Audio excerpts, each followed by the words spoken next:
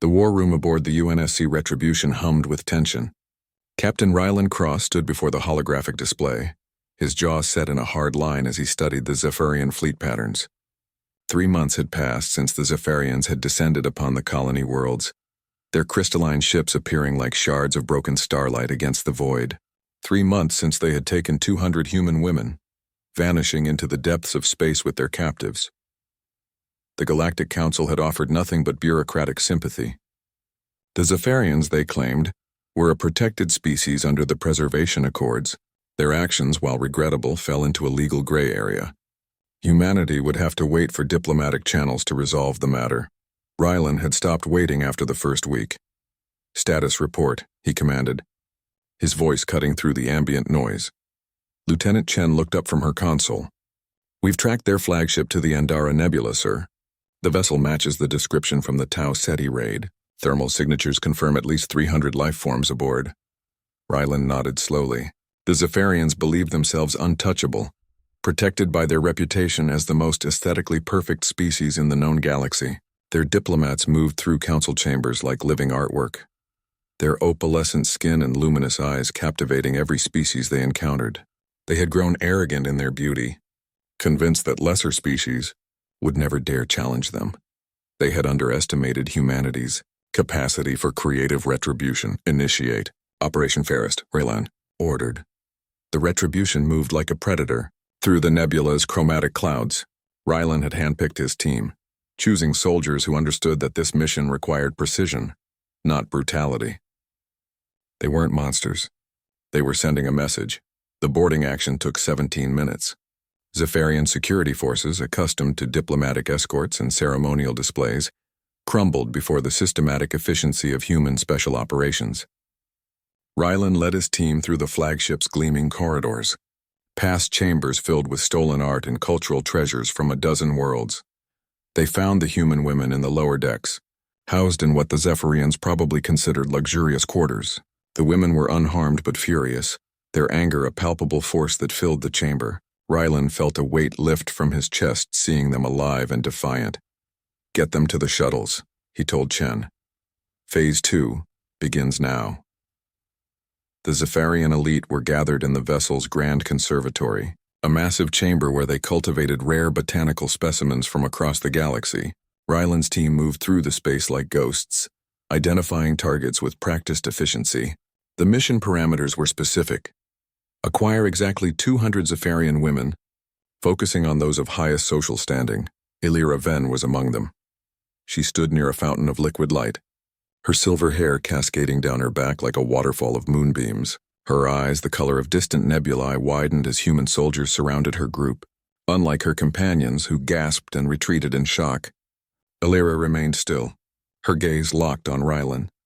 "You're making a grave mistake, human," she said, her voice carrying the melodic quality her species was famous for. The Council will do exactly what they did when your people took our women," Rylan interrupted. "Nothing." He gestured to his team. "Ladies, you're coming with us. You'll be treated well, kept comfortable, and returned unharmed once our people are safely home. Consider yourselves diplomatic leverage." The extraction was flawless. Within an hour, the Retribution had disappeared back into the nebula, leaving the Zephyrian flagship in chaos. Behind them, emergency broadcasts filled the quantum channels, screaming outrage into the void. Aboard the human vessel, Rylan had assigned the Zephyrian women to guest quarters, actual guest quarters with full amenities and freedom of movement within designated zones. He had posted guards not to imprison them, but to ensure their safety. The irony wasn't lost on him that humanity was treating their hostages better than the Zephyrians had treated theirs.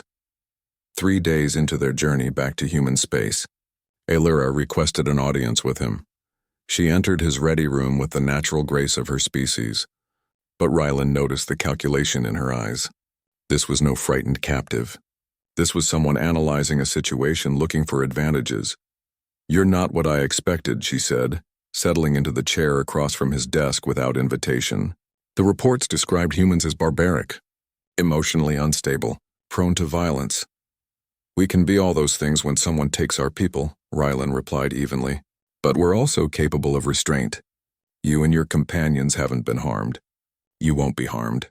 We're not your people. Something flickered across Illyra's perfect features. Shame, curiosity? The women you rescued, they were never in danger. We were studying your species, learning about without consent, without permission. You abducted them. Rylan leaned forward. Here's what you're going to learn about humanity, Illyra. We protect our own, and when someone crosses that line, we respond in kind, not with cruelty, but with consequences. The silence stretched between them, heavy with implications. The council will be forced to act now, Illyra said quietly. You've taken daughters of ambassadors, scientists, artists, people who matter to my civilization. Exactly, Rylan confirmed. Funny how that works. When it was just human women, nobody cared, but now that Zephyrian elite are involved, suddenly it's a crisis requiring immediate diplomatic intervention. Illyra looked away, and for the first time, her composure cracked.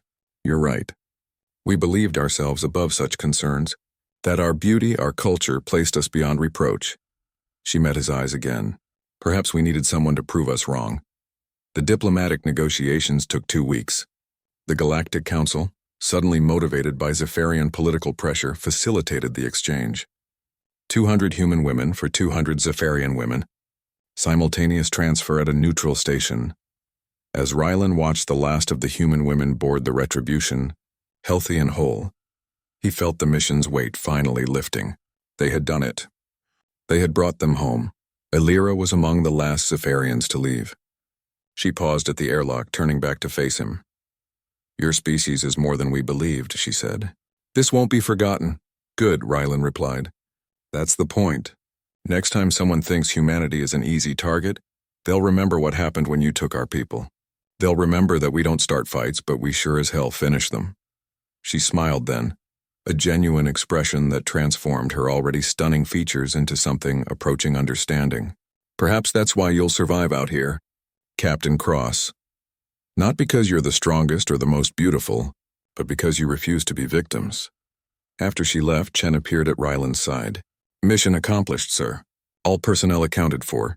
Rylan nodded, watching the Zephyrian shuttle disappear into the starfield. Set course for Earth, Lieutenant. Let's go home. The Retribution turned toward human space, carrying its crew and the rescued women back to safety.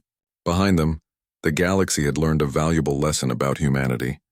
They weren't the most advanced species. They weren't the most powerful. But they were absolutely the wrong people to underestimate. And they protected their own.